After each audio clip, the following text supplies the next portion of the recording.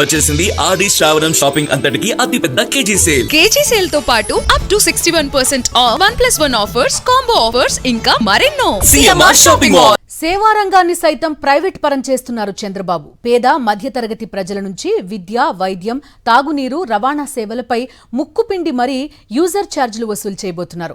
సంపద సృష్టి అంటే ప్రజల జేబుల నుంచి డబ్బు లాక్కుని ప్రైవేటు వ్యక్తులకు కట్టబెట్టడం అనే విషయాన్ని స్పష్టంగా ఏపీ ప్రజానీకానికి తెలియజేస్తున్నారు. ప్రైవేట్ జపం చేస్తూ రాష్ట్ర సంపదను తన అనుచర గణానికి, ప్రైవేట్ సంస్థలకు కట్టబెడుతున్నారు. ఒకటి కాదు, రెండు కాదు, రాష్ట్రంలో అన్ని విభాగాలను ప్రైవేట్ పరం చేయడానికి చంద్రబాబు సిద్ధమైనట్లు కనిపిస్తోంది. ప్రభుత్వం సామాజిక బాధ్యత నుంచి తప్పుకుని అన్నింటినీ ప్రైవేట్ పరం చేస్తున్నట్లుంది. ఓ ప్రభుత్వంగా ప్రజలకు కనీసం విద్య, వైద్యం, త్రాగునీరు, రవాణా సేవలు అందించారు. ఇప్పుడు ఈ సేవలను కూడా పబ్లిక్ ప్రైవేట్ భాగస్వామ్యం పేరిట ప్రైవేట్ పరం చేయబోతోంది. ఈ కనీస వసతులకు కూడా ప్రజల నుంచి యూజర్ ఛార్జీలు వసూలు చేయబోతున్నారు. పీపీపీ కింద కీలకమైన ఈ సేవలను ప్రైవేట్కు అప్పగించడమే కాదు, వయబిలిటీ గ్యాప్ ఫండ్ పేరుతో రాష్ట్ర ప్రభుత్వమే వడ్డీ లేని రుణాలను సైతం ప్రైవేట్ కంపెనీలకు అప్పనంగా ఇవ్వబోతోంది. వడ్డీని ప్రభుత్వమే భరిస్తూ అసలు మొత్తాన్ని ఆయా సంస్థల నుంచి ప్రభుత్వం తిరిగి రికవరీ చేసే ప్లాన్ ఇది. భలే మంచి చౌకబేరం అంటే ఇదేనేమో.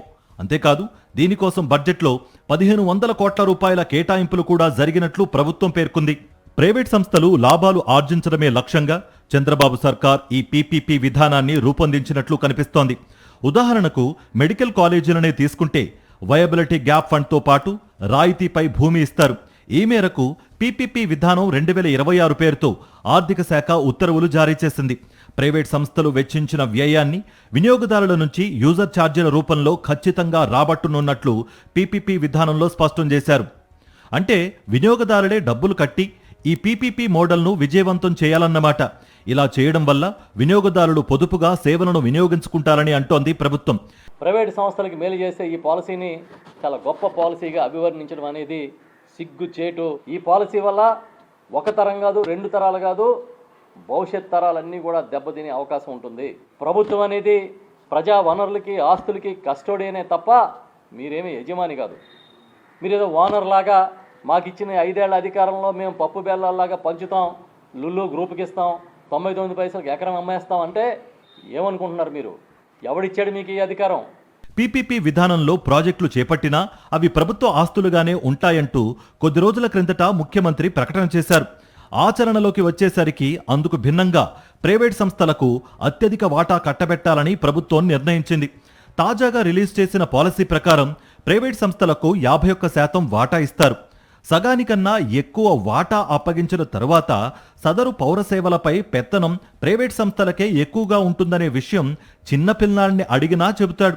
దీంతో అవి ప్రభుత్వ ఆస్తులుగానే ఉంటాయన్నది కూడా ఉత్తమాటే. ఏ ఉద్యోగికి భద్రత ఉండదు, హక్కులన్నీ హరించబడతాయి.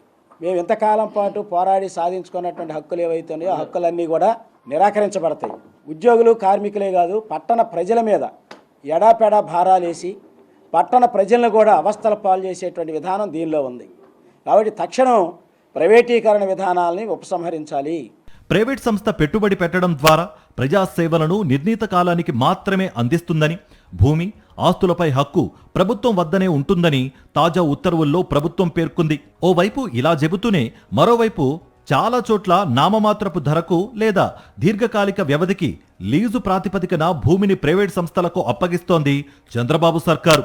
ట్యాక్స్ పేయర్స్ మనీని, పన్నుల రూపంలో ప్రభుత్వానికి వచ్చిన ఆదాయాన్ని ప్రభుత్వం నుంచి ప్రైవేటు వ్యక్తులకి, మీకు కావలసిన వ్యక్తులకి దారాదత్తం చేసుకోవడానికి పాలసీలు తెస్తారా?